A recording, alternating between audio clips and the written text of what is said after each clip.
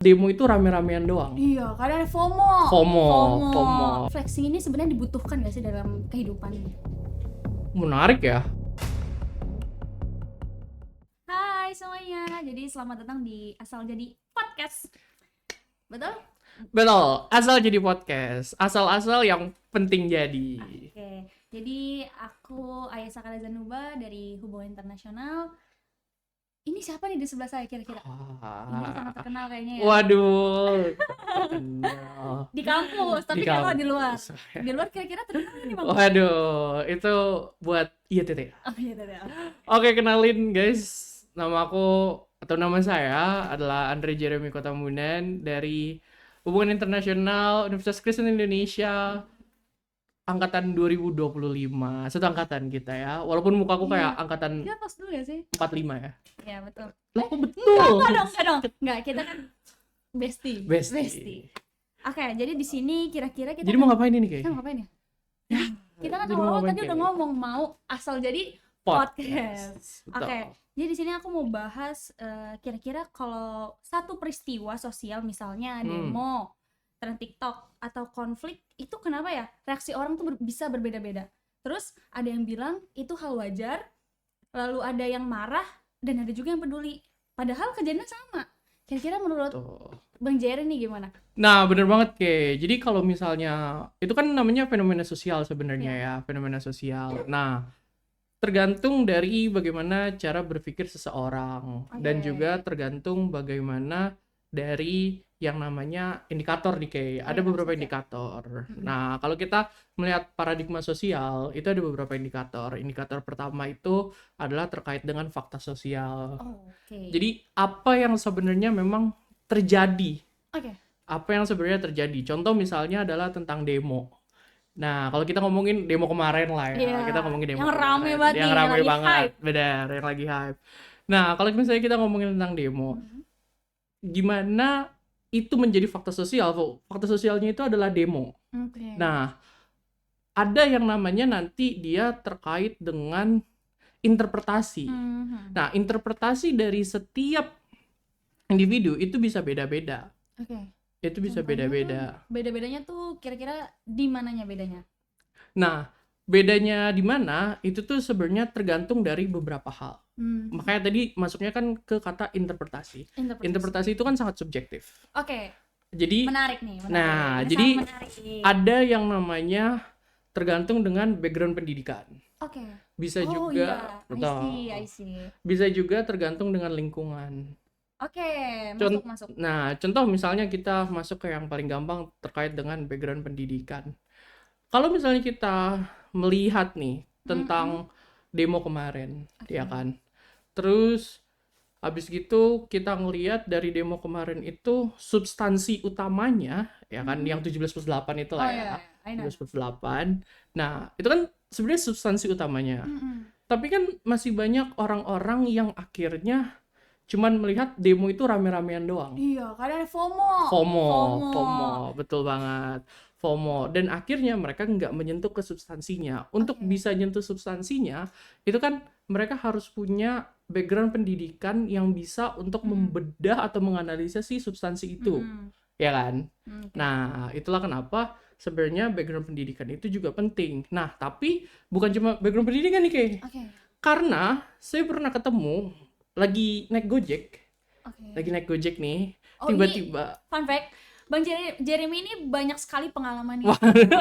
Ini banyak sekali pengalaman, jadi makanya jadi narasumber. Ini patut dicontoh sebenarnya Bang Jeremy. Nanti kita di akhir podcast akan ada cerita pengalaman biar seru kali ya. Akan ada cerita pengalaman biar seru. Nah, jadi pada saat aku lagi naik Gojek pada saat itu, aku ketemu seorang driver yang drivernya itu tuh sangat concern dengan isu sosial. Isu sosial sampai di titik yang gak jauh-jauh deh dari dia, misalnya terkait dengan si 17+8 kemarin, ya kan? Sebenarnya kan kalau misalnya kita lihat substansi utamanya, balik lagi ya ke substansi utamanya, fokus utamanya itu kan ke reformasi. Ya kan? Bukan menghilangkan DPR. Iya dong. Tapi kan banyak yang nge-tweet selalu mereka bilangnya untuk menghapuskan DPR, ya kan? Nah, tapi si abang Gojek ini tuh dia bilang gini, saya tahu bahwa DPR itu tidak bisa dihilangkan. Iya.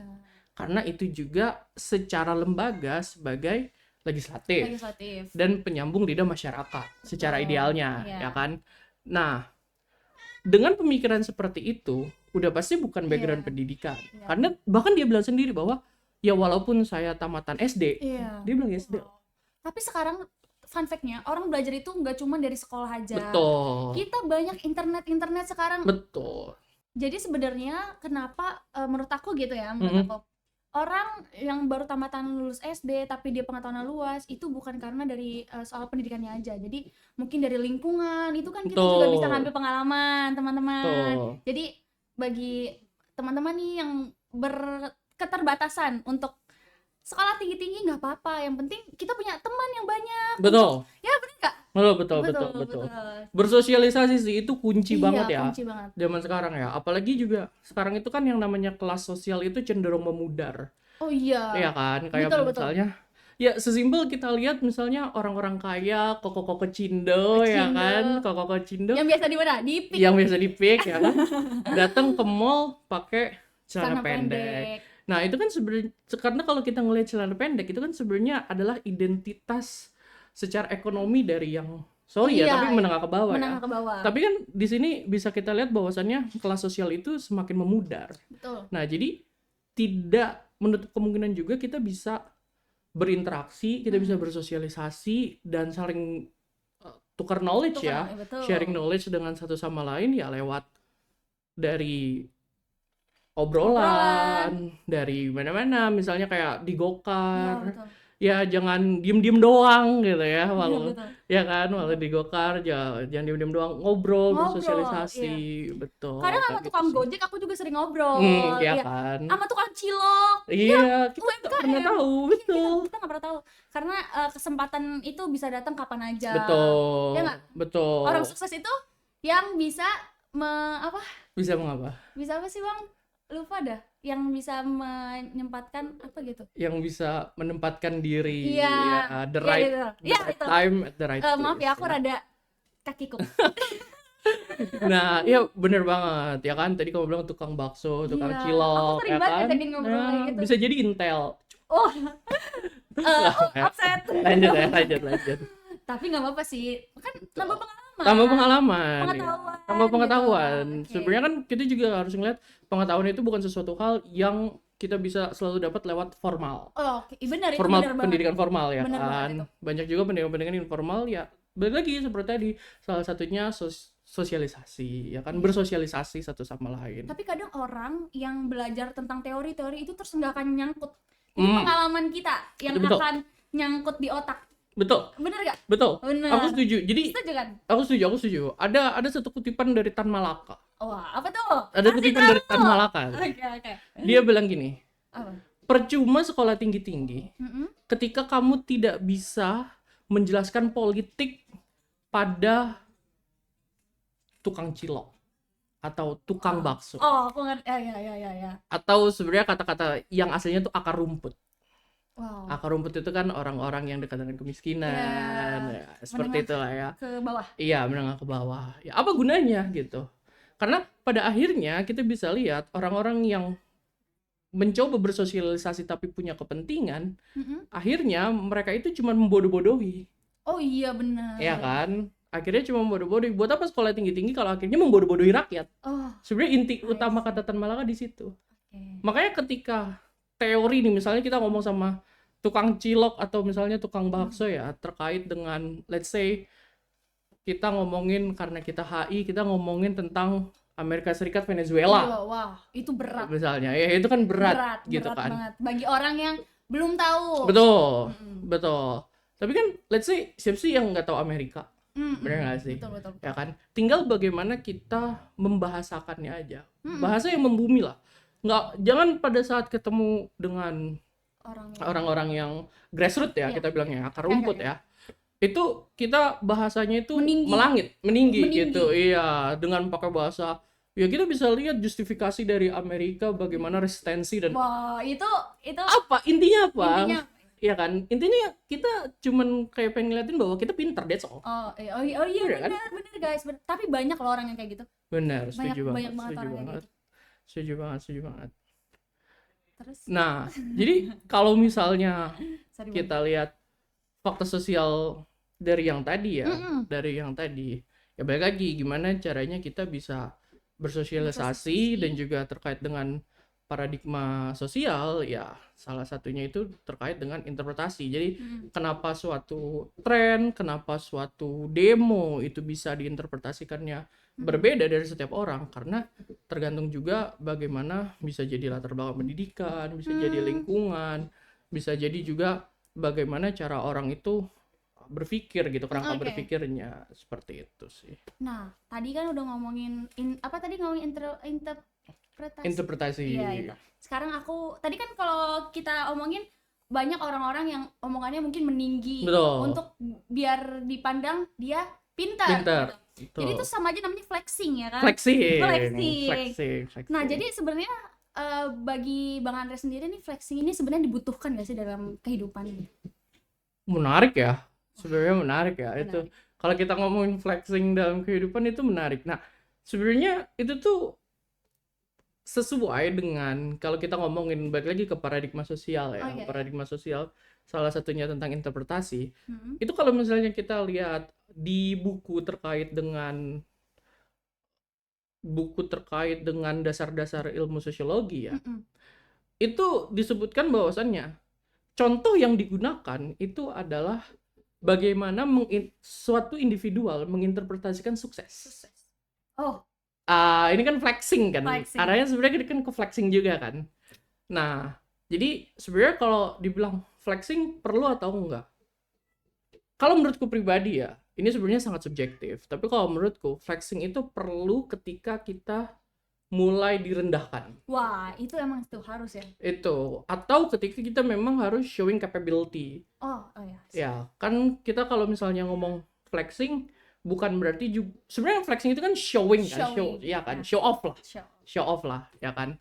Nah, kalau misalnya memang contoh di kerjaan ya kan, berarti di kerjaan harus membangun citra diri atau bahasa kasarnya menjual diri lah ya istilahnya ya kan. Itu lebih kayak kasar banget. Iya, nah gitu, menjual diri supaya bisa dilihat bahwasannya branding ataupun citra dari diri kita sendiri itu adalah seseorang yang capable, seseorang yang bisa dipercaya. Kayak gitu sih menurutku. Jadi flexing perlu atau enggak, itu gimana konteks? Balik lagi ke interpretasi tadi. Tapi banyak loh di zaman sekarang.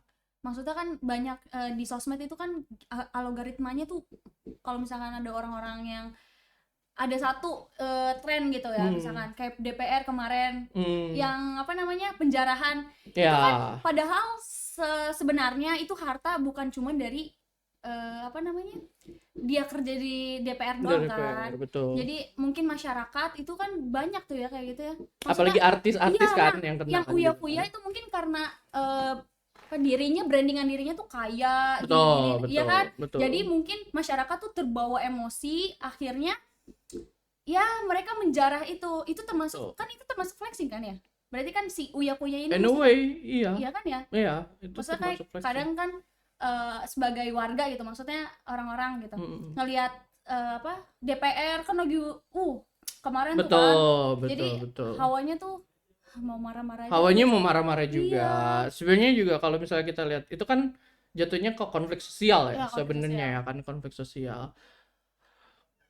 Inti simpelnya dari konflik sosial itu menurutku adalah kalau seandainya tidak ada api maka tidak ada yang namanya asap itu sendiri gitu kan. Tidak akan ada asap kalau tidak ada api. Ya, kembali. Betul. Thank you. Nah, jadi kenapa di build up sampai di titik itu? Karena sebenarnya itu adalah bad PR, bad public relations dari kita lihat para anggota-anggota dewan yang terhormat seperti itu. Nah, kalau misalnya dibilang kayak, iya tapi kan dia artis, tapi kan dia memang kaya sebelum jadi artis. Iya betul, dan orang juga sebenarnya pasti aware dengan hal itu. Tapi di titik dimana kita harus lihat siapa dia sekarang. gitu. Nah, karena kalau misalnya kita lihat ini, balik lagi ke interpretasi tadi, bagaimana orang menginterpretasikan suatu hal kayak Oke. gitu. Oh, ada nonton streaming gitu, game gitu, streaming Oh, game aku pernah jarang pernah lagi. jarang nonton ya. Aku nggak pernah main game. Nah, jadi gini, Gimana? aku kasih tahu. Ya, Ini ini ada ini case pengetahuan yang lagi, ini case yang pengetahuan. sebenarnya ada case yang menarik. Jadi gini, Apa tuh? ada salah satu streamer game Oke. yang terkenal namanya itu Winda Basudara. Ah, itu Kalau kalau pernah dengar. nanti aku akan searching. Itu aku Ya, searching. nanti ada mukanya di sini. Oke. Ya, Winda Basudara. Ting, ya. Nah, jadi Winda Basudara ini itu tuh dia hanya mengupload jadwal bermainnya dia. Lalu? Nah, apa yang terjadi? Jadi ada satu game yang lagi viral, namanya tuh Teo Town. Oh, bukan apa tuh? Valorant. Iya, Valorant. Bukan, udah lewat. Udah lewat. Zamannya Nah, udah beda nih. zamannya udah Oh, beda. udah beda. Nah, Oke, Teo oke, oke. Town. Nah, ini ada satu game namanya Teo Town yang tentang bangun-bangun kota kayak gitu. Oke. Dan banyak di mod, banyak diedit sama pemain-pemain Indonesia yang akhirnya di situ ada gedung DPR lah. Ya udah tau lah arahnya Meme kemana. gitu Ya maksudnya. meme kayak gitu, Meme. betul, betul. Nah, jadi apa yang terjadi ketika Windows Basudara itu dia mengupload jadwal Heeh. bermain Teo Town itu, para komunitas game Hmm. ini tuh mereka itu melihat itu sebagai sebuah ancaman. Kenapa tuh? Nah, kenapa? Karena ada preseden sebelumnya Mhm. game yang dimainkan oleh streamer ini itu tuh setelah dia mainkan gamenya, si viewersnya memberikan bintang 1 di Google Play. Wah, kenapa? Kan down semua kan? Oh. Itu namanya trolling kalau di internet. Oke. Ya, trolling. Nah, jadi cuman gara-gara bayangin jadwal aja itu sampai membuat satu server itu crash. Mm-mm. Kalau kita berbicara yang di titik company, crashnya server, itu kan artinya juga kerugian dong. Iya. Nah, jadi dengan interpretasi masing-masing orang, kita bisa lihat bahwasannya ada sesuatu hal yang mungkin itu sesuatu hal yang simple, tapi bisa dianggap jadi ancaman. Ancaman. Nah, itu cuman jadwal. Oke? Jadwal doang. Jadwal doang, jadwal main game loh. Ya, Oke. jadwal main game bisa bikin kerugian, Terancam ya. terancam Terancam. company-nya. Iya. Apalagi joget-joget. Ya, Betul. apalagi joget-joget karena gajinya dinaikkan di tengah ekonomi Indonesia yang menurun. Nah, menurut Menteri Koboy kita sekarang kan Pak Purbaya kan memang ini maaf, ini rada berat. lemah kan untuk apa namanya buying powernya kan lemah. Nah, ditambah juga gimana masyarakat semakin tercekik dengan banyaknya ya kita ngomong tapera dan lain-lain ya. Jadi di titik itu semua masalah itu terkumpul gitu. Semua masalah itu terkumpul dan ya akhirnya gongnya itu ya Apa? di joget-jogetnya itu. Akhirnya itu yang semua membuat masyarakat marah sebenarnya gitu kan. Tolong. Tolong. Oh iya dong, ini kan Iya, ini terbuka. iya, Public ruang space. akademis, Iya, iya betul. terbuka. Lanjut. Tadi jadi apakah kita masih autentik atau sedang berperilaku sesuai sama ekspektasi sosial? Jadi kita sekarang nih. Ini harus meminjam kata-kata dari salah satu dosen artis. Wah, siapa kira-kira? Dosen artis di Universitas Kristen Indonesia. Nanti aku tebak dulu. Coba Coba kasih keywords deh. Kalau nggak clue. Cluenya. Kak Prodi. Kak Prodi. Oh, Kak Prodi. Bang Arthur. Bang Arthur, betul. Jadi Bang Arthur itu selalu bilang bahwasannya Apa tuh? kita itu adalah individu yang terpecah-pecah. Kita itu individu yang terpecah-pecah dan akhirnya membuat retakan-retakan. Wah, bahasanya Bang Arthur udah kan? bener-bener Bang Arthur banget kan? Jadi identitas beliau banget, retakan. retakan. Nah, maksudnya sebenarnya kayak gimana? Contohnya sebenarnya kayak gini. Apa tuh? Ketika K yang ada di rumah dengan orang tua, dengan keluarga, dan K yang ada di kampus, apakah kamu menggunakan cara berpikir dan cara berperilaku yang sama. Oh, tentu beda. Beda dong. Beda banget. Beda dong. Jujur itu beda banget. Jujur, beda Jujur, banget. izin. Beda banget. Nah, betul. Karena bisa kita lihat bahwasannya walaupun kita mau menjadi otentik, tapi tentu pemikiran otentik atau output dari otentik itu sendiri itu tuh tetap ada yang namanya intervensi dari sosial itu sendiri. Karena bagaimana sosial memberikan ekspektasi. Nah, balik lagi sebenarnya ke ekspektasi sosial kan. Contoh kalau misalnya ada orang yang memang cerawak, dia ngomong terus lah, ya kan, kayak Caprak. Kay, ya kan. Kayak Bang Andre. Nah, Bang Andre ini bukan derajat. oh, iya. Bukan Bang Andre itu. Oke, Nah, izin. Nah, jadi kita bisa lihat bahwasannya ketika let's say dia menjadi mahasiswa di kelas, dia akan memiliki suatu perilaku yang berbeda. Oke. Gitu, suatu tindakan yang berbeda. Nah, itulah yang sebenarnya dimaksud dari setiap individu itu akhirnya ada retakan-retakan. Nah, retakannya ini yang mencoba untuk bagaimana dia memfulfill dari ekspektasi-ekspektasi sosial. Bisa ekspektasi sosial yang ada di rumahnya, ekspektasi sosial di lingkungannya, ekspektasi sosial, banyak lah kayak gitu. Bahkan bentuk, balik lagi kita ke poin yang kedua ya, terkait dengan flexing. Nah, flexing itu juga bentuk bagaimana kita mencoba memfulfill ekspektasi sosial. Betul. Karena dari mana konsepnya kalau misalnya orang kaya harus punya Lamborghini? Ya kan?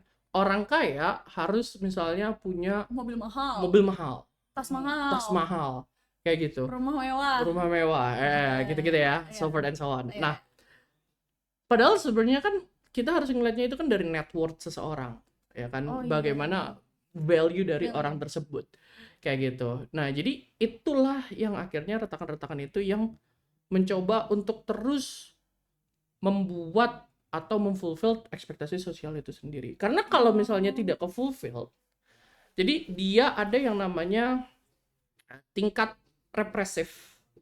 Jadi kamu akan pendem itu. Akhirnya apa? Akhirnya menimbulkan fantasi. Misalnya kayak contohnya, kalau misalnya aku kaya, ya, kayak gitu. Iya, ngerti. Kayak gitu.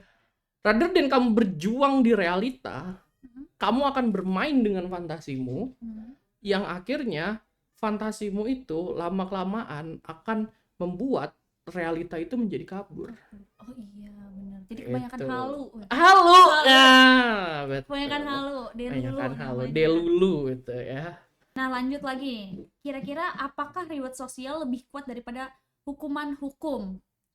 Reward sosial lebih kuat daripada jadi kan hukuman banyak nih hukum. Kayak, berarti hukum positif gitu, kayak undang-undang gitu. Iya, jadi contohnya gini Bang. Kan banyak sekarang kayak untuk kampanye, jadi berbuat baik di depan kamera. Jadi padahal aslinya di belakang. Jadi apakah reward sosial tuh lebih kuat gitu? Jadi menurut Bang Andre gimana nih? Akhirnya dia menghalalkan segala cara sebenarnya. Itu benar. Jadi mengeluarkan uang sebanyak mungkin, jadi kayaknya nggak akan terasa sia-sia kalau misalkan untuk reward di depan sosial, karena algoritma sekarang tuh sangat pesat loh. Betul, setuju banget. Kita semenit untuk bikin misalkan video-video yang viral tentang pelakor itu bakal viral. Betul. Masuk podcast. Jadi artis. Sekarang tuh Indonesia sangat amat maksudnya mudah untuk kita viral sebenarnya. Betul. Ya kan? Betul. Kadang malah pengetahuan tuh lebih rendah daripada yang seperti itu kayak sangat pesat sekali. Kenapa ya? Kira-kira Indonesia tuh kenapa tertarik sama ya hal-hal yang nyeleneh gitu. Tapi lucu sih kadang. Bikin kita kayak ketawa-tawa sendiri, meme-nya. Kreatif, jujur. Kreatif. Jadi sebenarnya kalau misalnya kita ngelihat dari apa yang terjadi dengan Indonesia yang dibilang bahwasannya konten edukasi itu adalah konten yang paling jarang diminati, ya kan? Konten edukasi itu adalah konten yang paling jarang diminati. Paling sedikit viewsnya. aku udah ngebuktiin sendiri dan itu paling sedikit viewersnya kalau misalnya itu tentang edukasi. Aku pernah upload konten. Nah, tapi ketika itu berhubungan dengan sesuatu yang entertain, sesuatu yang nyeleneh, itu cepet banget. Nah, sebenarnya itu balik lagi dari bagaimana si lingkungan sosialnya itu sendiri. Oh, balik lagi. Ya, karena kita lihat di Indonesia, lingkungan sosial Indonesia itu cenderung arahnya itu adalah ke konflik sosial. Kenapa? Kalau kita berbicara lingkungan sosial zaman sekarang, kita nggak bisa cuman melihat lingkungan sosial dari titik yang empiris. Titik yang empiris kayak misalnya lingkungan di rumah, lingkungan di kampus, enggak. Tapi kita juga harus ngelihat bagaimana dari sosial media itu sendiri. Karena sosial media juga yang akhirnya driven bagaimana cara berpikir masyarakat.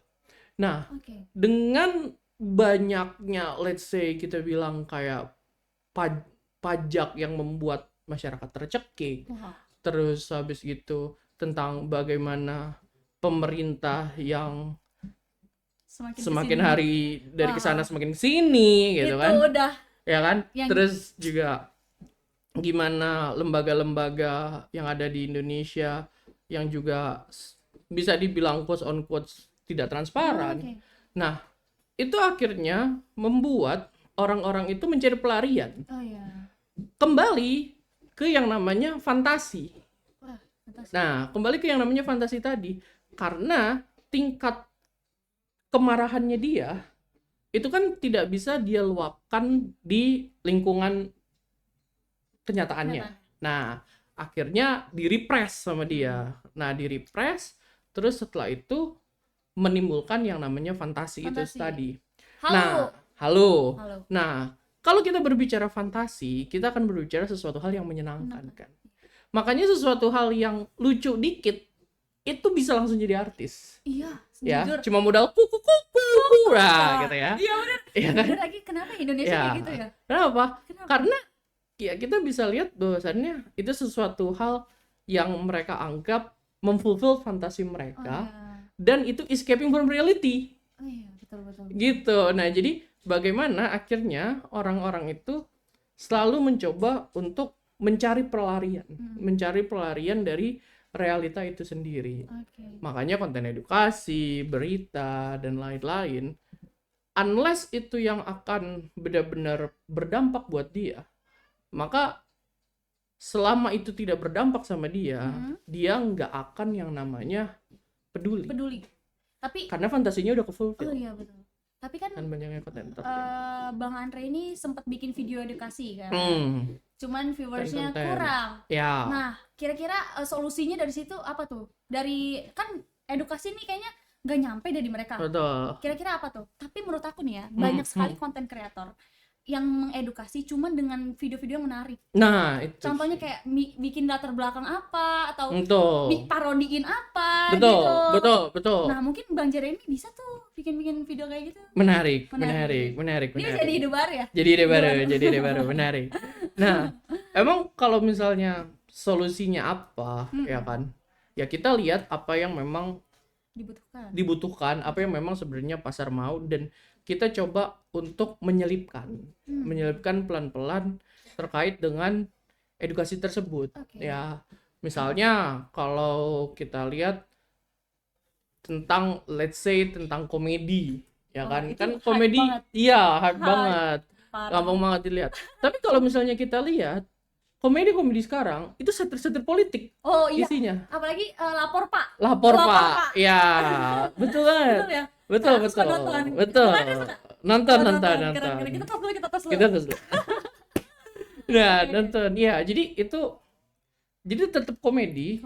Tapi kita kasih satir politik. Iya, lama-lama itu juga kan akan termakan dan terlihat sebenarnya gitu. Dan sebenarnya itu nanti kedepannya akan bisa diinternalisasi oleh masing-masing individu gitu dari Bang Andre nanti mungkin kita doakan Bang Andre jadi orang yang viral. Nggak apa-apa dong buat mengedukasi. Kan saya juga rada bangga gitu ya kalau misalnya viral gitu. Nah, kita udah ngomongin tentang paradigma sosial. Tadi kan aku udah bilang kalau misalkan kita di segmen-segmen terakhir nih pengalaman yang mungkin nanti pengalamannya akan panjang.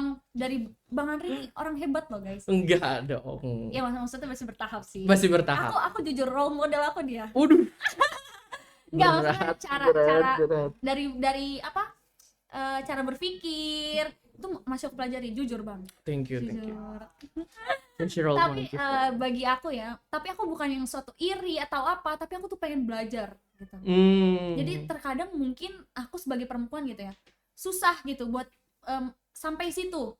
Sampai pemikiran yang kayak gitu tuh aku masih susah.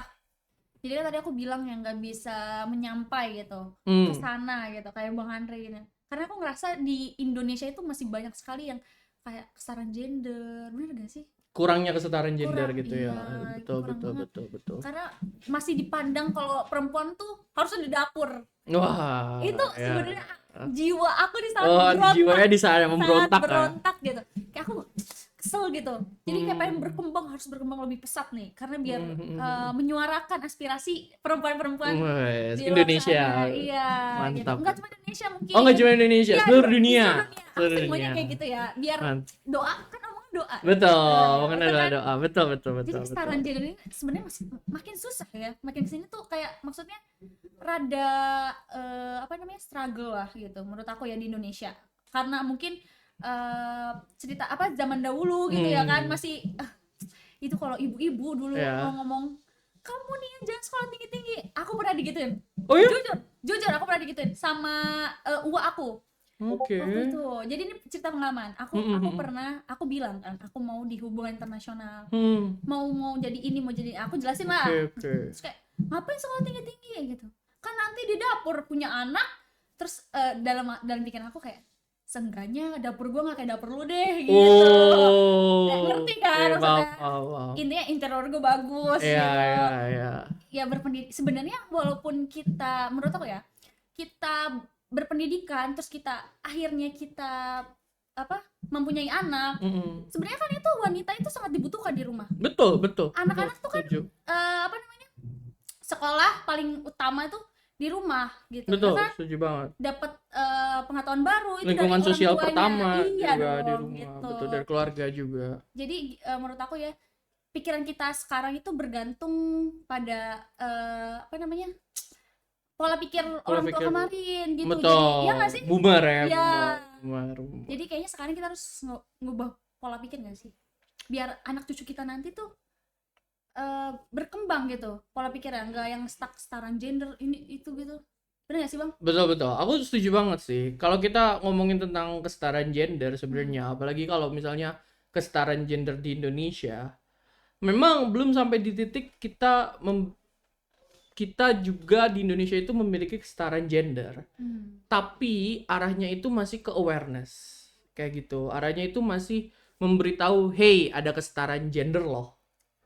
Ini loh, ada yang namanya kesetaraan gender. Jadi di Indonesia tuh ada yang namanya Women March, kalau pernah dengar. Enggak deh.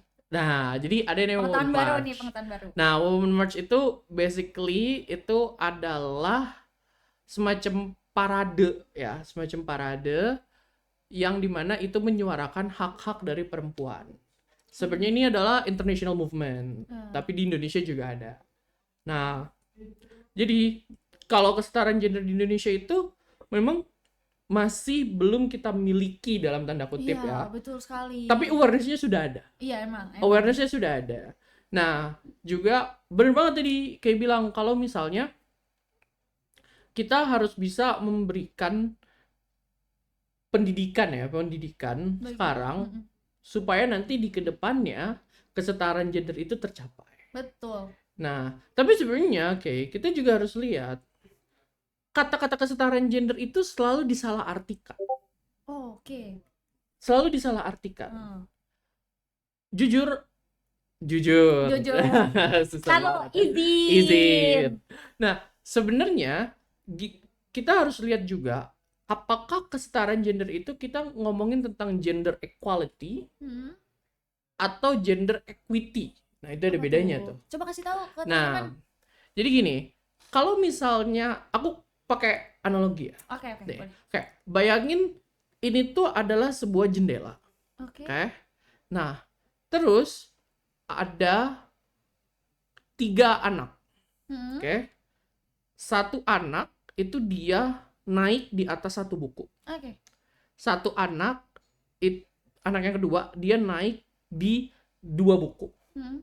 Anak yang ketiga dia naik di 3 buku untuk ngeliat ke jendela gitu ya. Iya. Oke, make sense ya.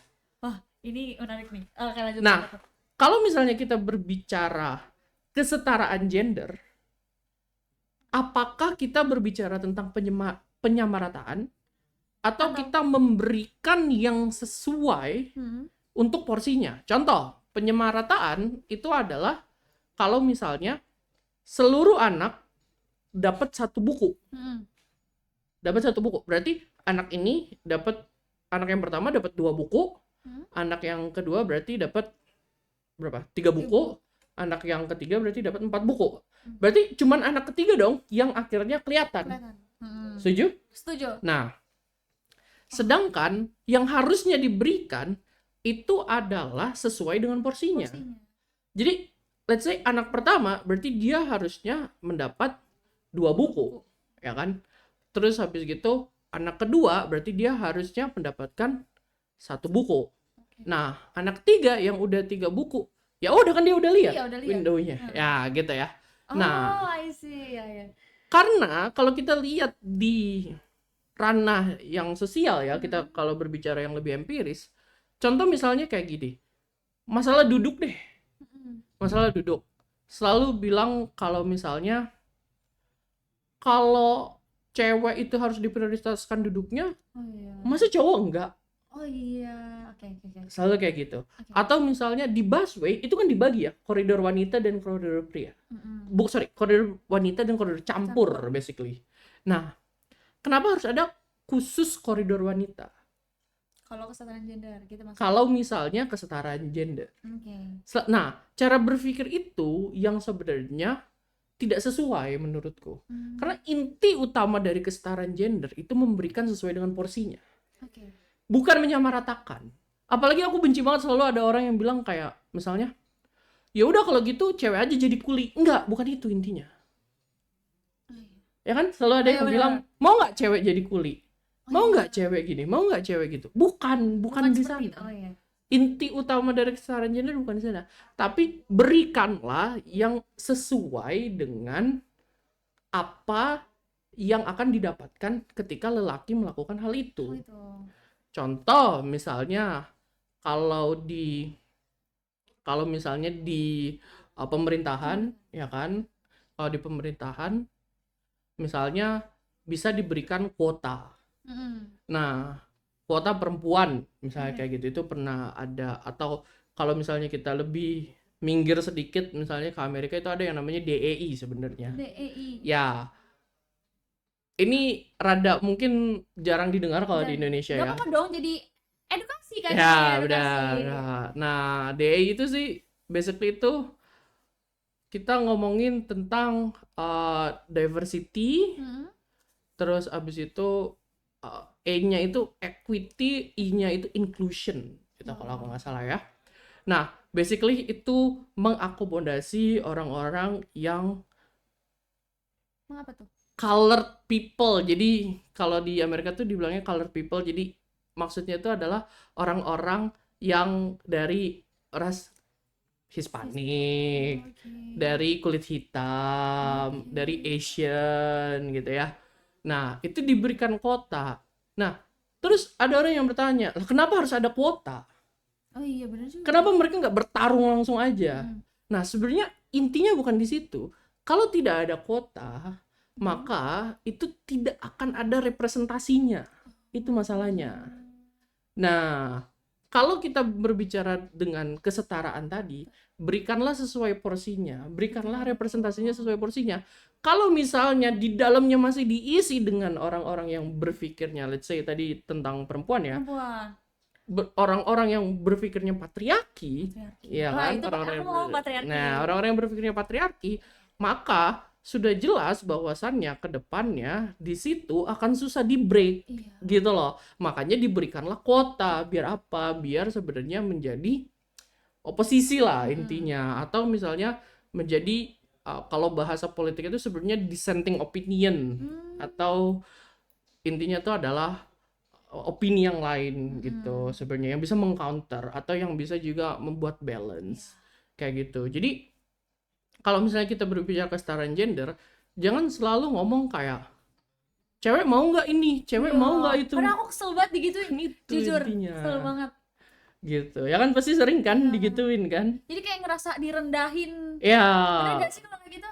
Iya, malah kayak jadi ngerasa direndahin. Sebagai perempuan. Betul gitu. Jadi kalau misalnya sebenarnya aku kalau mau ngambil contoh tuh sebenarnya aku bisa ngambil contoh dari militer sebenarnya. Apa tuh? Nah, jadi kalau misalnya di militer Indonesia kebanyakan ada yang namanya kan korps wanita, ada angkatan darat, korps wanita, angkatan laut, angkatan udara kayak gitu. Nah, kebanyakan ya by data kalau kita lihat itu korps wanita di Indonesia fokusnya itu masih hal-hal yang administratif atau mereka akan diarahkan menjadi ajudan. Sekretaris lah, admin lah, so forth and so on ya. Nah, kesetaraan gender itu artinya adalah kita memberikan kesempatan kepada wanita-wanita kuat dan independen ini untuk bisa memiliki kesempatan yang sama. Iya, betul sekali. Nah, kayak gitu. Nah, terus kalau misalnya kita geser sedikit di Amerika, sampai saat ini di break sih pada di sekitaran tahun 2022 itu di Amerika itu tidak ada pasukan khusus yang wanita. Oh iya. Nggak Jadi ada. semua disamaratakan. Semua cowok. Oh semua cowok. Jadi Semua cowok. Wanita nggak boleh. Literally nggak boleh. Nggak boleh daftar. Nah, kenapa? Karena dipikirnya nanti wanita fisiknya nggak kuat. Nggak kuat. Wanita itu terlalu emosional. Iya, pakai perasaan. Pakai perasaan. Betul. Itu kan sebenarnya asumsi-asumsi yang sangat-sangat subjektif. Iya, betul. Karena logika dan perasaan itu semua kan bisa di-build, itu semua juga bisa diatur ya kan. Nggak bisa tiba-tiba orang tuh punya kayak emotional bombing gitu ya kan. Itu pun juga bisa di-repress kan sebenarnya kan. Bisa dikurangi. Nah, jadi karena dengan pemikiran-pemikiran bahwa wanita nggak kuat, wanita itu emosionalnya tinggi, nanti wanita kalau di sana begini-begini dan begitu, terlalu baper dan di sana. Nah, itulah yang akhirnya membuat wanita-wanita yang memang sebenarnya berkualifikasi atau mereka itu capable, mereka tidak bisa mendapatkan kesempatan yang sama. Nah, sebenarnya intinya adalah memberikan kesempatan yang sama.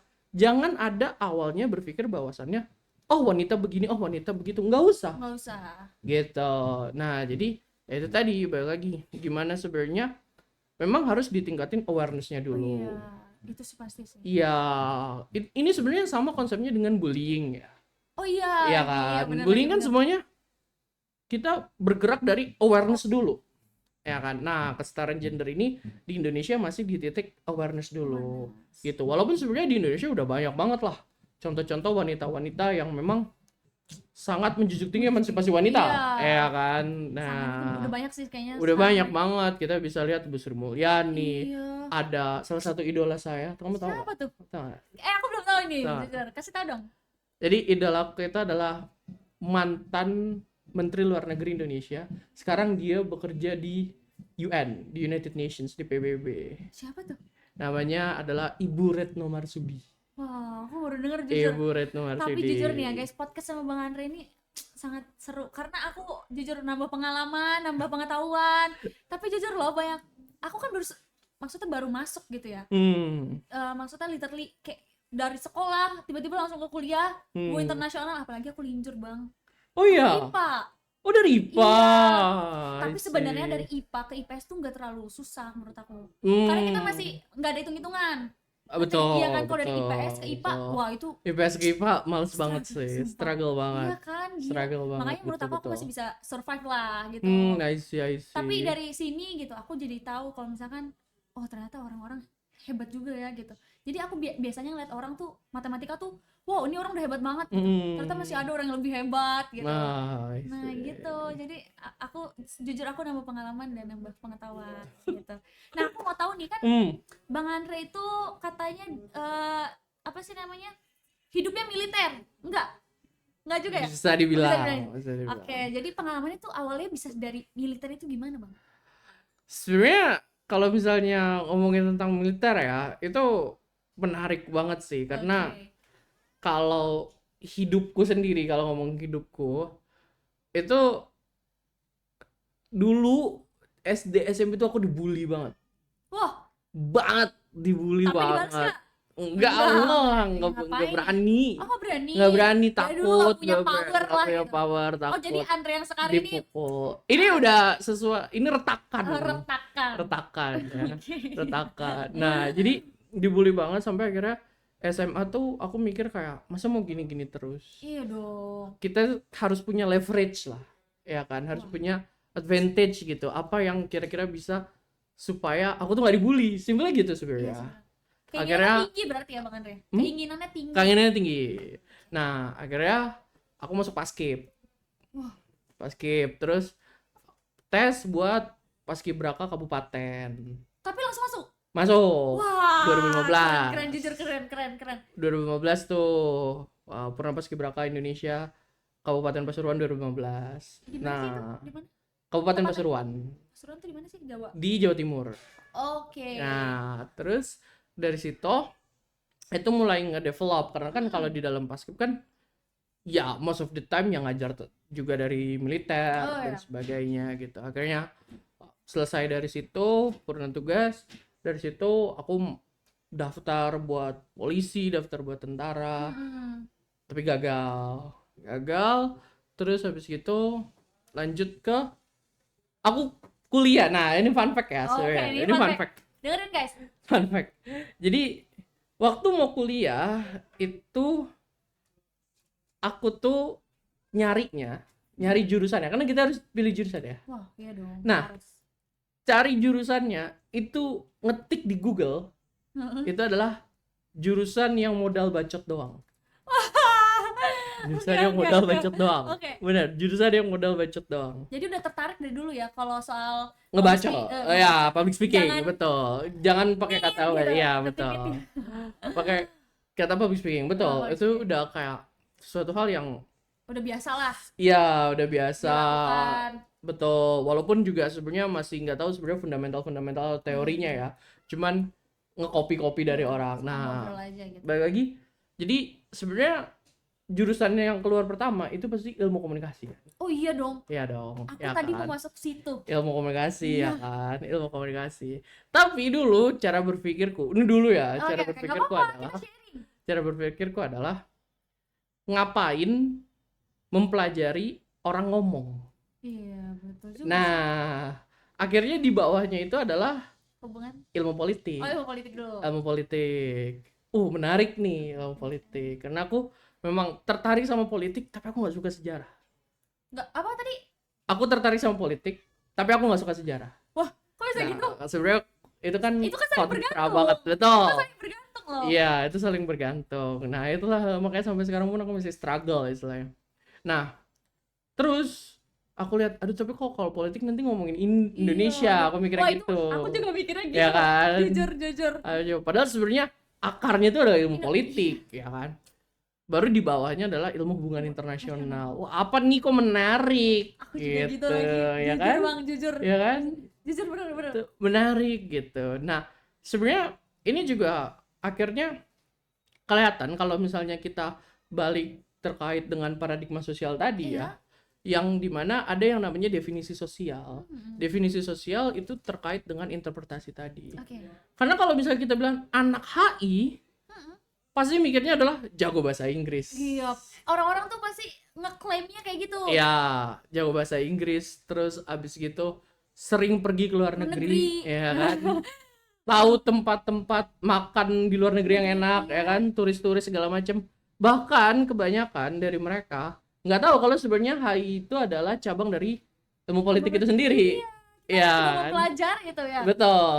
Kita dari cabang dari ilmu politik itu sendiri.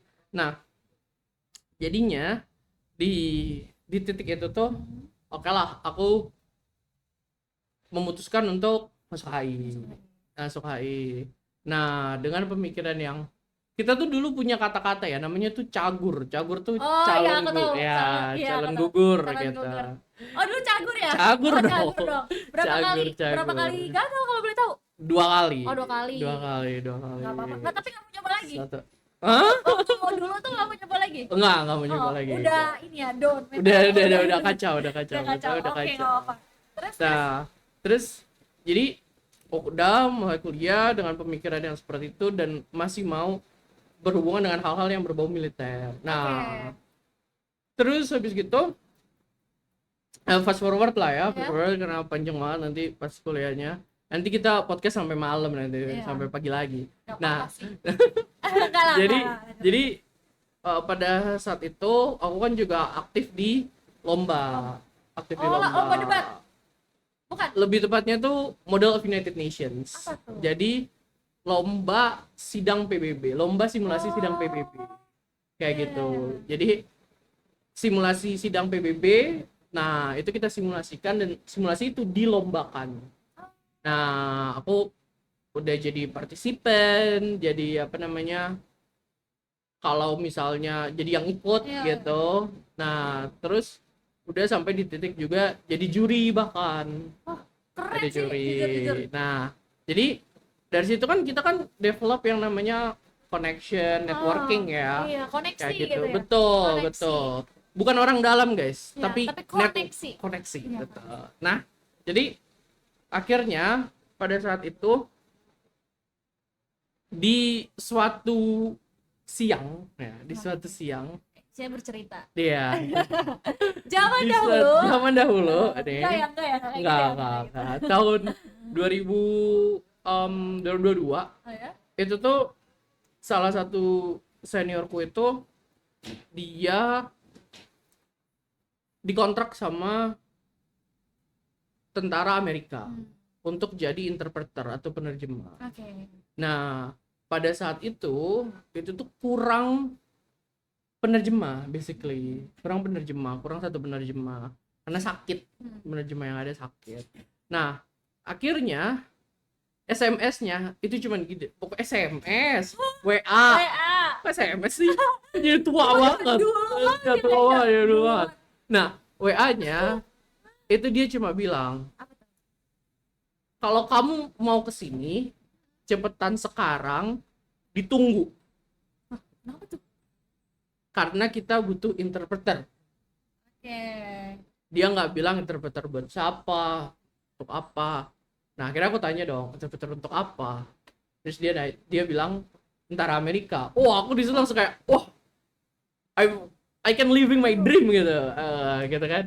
Nah, Tapi terus jujur keren loh bang. Pengalaman itu kayak ya itu balik lagi kan Kesempatan yang kesempatan. emas banget. Tapi coba bayangin pada saat kesempatan itu kita minder. Oh iya, iya jujur sih Iya banyak orang kan? langsung jiper lah. Iya. Jiper. Iya, nah akhirnya pada saat itu aku nggak minder dan pada saat itu akhirnya ya fulfill si kesempatan itu. Nah, kita ngomongin jiper. Kalau misalnya kita lihat, dulu aku tuh pernah sempet jadi yang rekruternya. Jadi aku dipercayai buat nyari orang-orang yang mau jadi interpreternya. Oke. Nah, aku punya teman, dia itu udah exchange ke Amerika pada zaman SMA. Oh, jadi pertukaran pelajar gitu ya? Pertukaran pelajar, betul. Dia exchange ke Amerika pada saat SMA. Berarti kan udah mumpuni banget. Dan aku tahu bahasa Inggris dia tuh mumpuni. Kita dulu kayak satu kosan gitu. Nah, terus habis gitu aku tawarin. Kata-kata yang pertama dari dia adalah minder.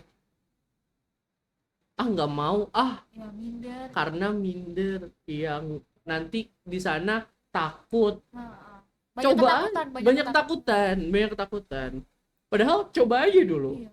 Berani ambil resiko lah. Berani beresiko, belajar dari kesalahan. Iya. Kayak gitu. Jangan sampai kalau misalnya kita ngomongin minder ya, kita ngomongin minder dan kita ngomongin sosial, itu nanti akhirnya kita pun untuk bersosialisasi, untuk networking itu akan menjadi permasalahan tersendiri. Betul. Kayak gitu. Karena kan manusia itu kan zoon politikon ya kan, manusia adalah makhluk sosial gitu. Nah, jadinya kalau misalnya kita terus-terusan minder, terus habis gitu kita nggak mau untuk mengambil resiko. Ini pengingat aku banget sih. Ya. Aku suka minder. Nah, itu dia, Aku suka oke. kita harus coba ngambil resiko, kita Ini harus motivasi sih, coba juga motivasi. motivasi. Buat aku dan teman-teman yang Iya, nonton gitu benar. maksudnya. Benar teman-teman, jadi coba aja dulu, Coba aja dulu.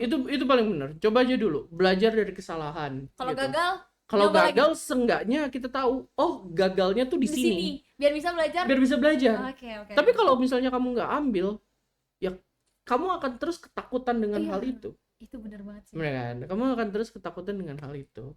Nah, kayak gitu. Jadi kadang fenomena-fenomena yang seperti itu juga bisa memiliki pengaruh dengan bagaimana kita bersosialisasi, bagaimana kayak di lingkungan kita itu sendiri, kayak gitu. Dan bahkan sebenarnya gini kayak. Apa tuh? Bahkan kalau misalnya aku bilang gini, ada lulusan dari UI IPK 4. Wow, Oke. spektakuler. Ya, lulusan dari UI IPK 4. Iya, UI loh. Nah, dan ada lulusan dari luar negeri IPK jangan 2,5 lah ya. Kalau 2,5 kayak wapres banget. Wapres. IPK misalnya IPK 3. Oke. Lulusan luar negeri. Luar negeri. Mau luar negeri manapun, Oke. ya kan? Yang mana yang dipilih ketika ada yang namanya penerimaan kerja? Oh, I see. Lulusan yang luar negeri kan? Iya. Padahal IPK-nya 3. Iya. Padahal kita nggak tahu itu sebenarnya, let's say misalnya apakah itu kampus yang ternama atau enggak, ya kan? Ivy League lah istilahnya, atau misalnya di Harvard dan segala macam. Walaupun nggak gitu, tapi mereka akan lebih dipandang. Kenapa? Karena itu adalah konsep minder yang akhirnya karena kita itu adalah manusia-manusia yang pernah dikolonialisasi. Iya.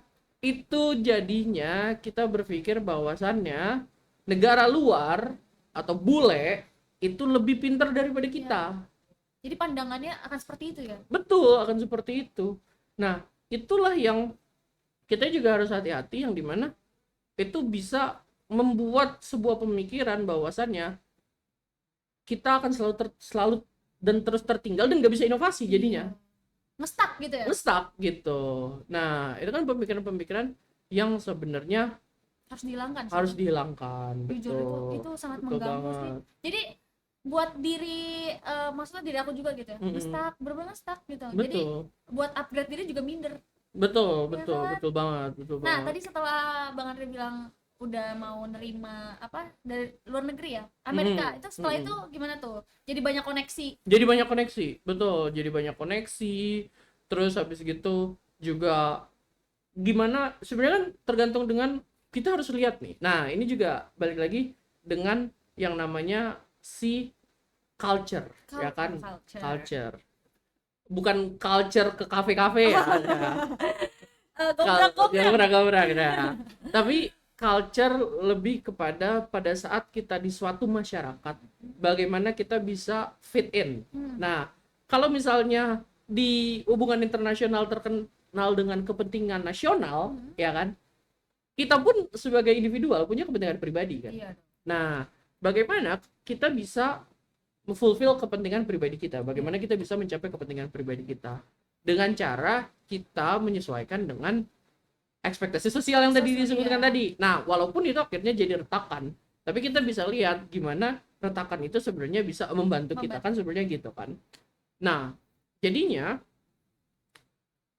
dengan pembawaan yang sangat Indonesia, ya kan, yang sangat Indonesia, yang mencoba untuk kemana-mana izin, ya kan, permisi, gitu kan, mangga, ya punten, ya kayak gitu-gitu terus kan.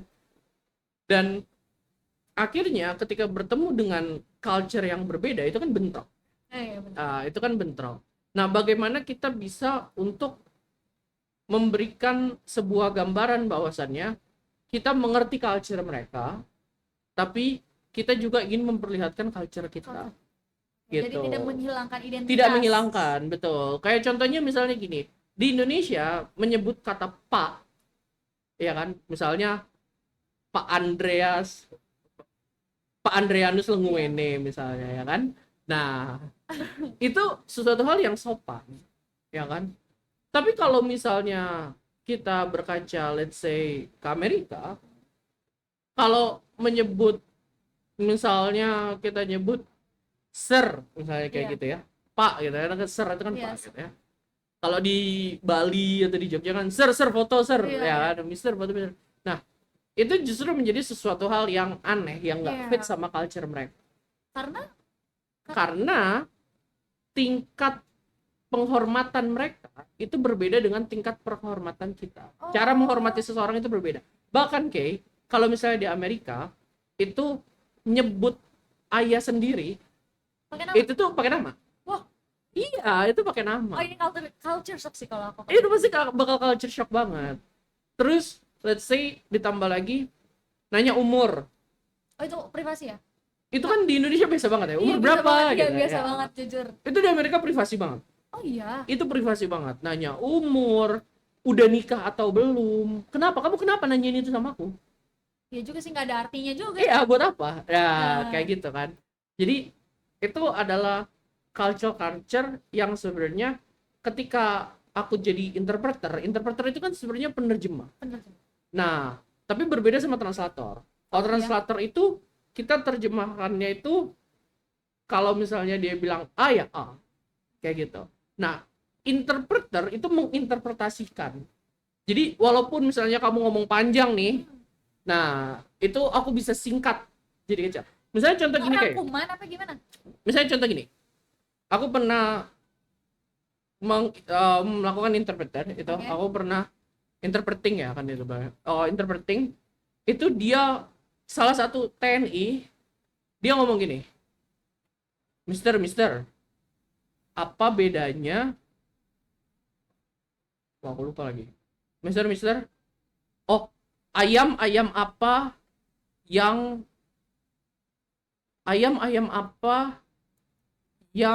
Ayo. paling pemaaf? Wow. Rada aneh juga ya Ya. pertanyaannya. Kan tebak-tebakan. Tebak-tebakan. Teka-teki. Ya, tebak-tebakan. Sebenarnya kan jawabannya ayam sorry kan? Oh, iya. Ayam sorry kan Iya, jawabannya kan? sorry. Tapi kalau aku mencoba untuk mentranslate itu ke bahasa Inggris, Iya. bakal jadi gimana? What's chicken Apa tuh? that is the most forgiven chicken? Oh, iya. Jadinya? I am sorry. Make sense gak? Nggak make sense kan? Iya. Nah, Oh, karena iya aku juga. seorang interpreter, yang aku kasih tahu ke tentara Amerika adalah, Sir, this soldier right here, he is actually joking. Oke. Please laugh. Oh, iya, aku ngerti. Gitu. Jadi aku bilang ke dia adalah, tentara Indonesia ini, dia tuh lagi ngejokes, Iya. tolong ketawa. Oh, iya. Ngerti. Karena kalau aku bakal sebutin teka-tekinya, sebutin tebak-tebakannya, itu nggak make sense Iya, nggak make untuk sense. ditranslate. Bener. Nah, kayak ngerti, gitu. ngerti. Itu adalah seni dari interpreting. Dan interpreting itu juga berhubungan dengan culture yang itu tadi. Yang gimana kalau kita berbicara culture, ya kita juga berbicara tentang masyarakat sosial gitu, ya kan. Bagaimana dari satu culture itu bisa kita interpretasikan, sejauh mana hal itu yang appropriate, sejauh mana itu yang tidak appropriate.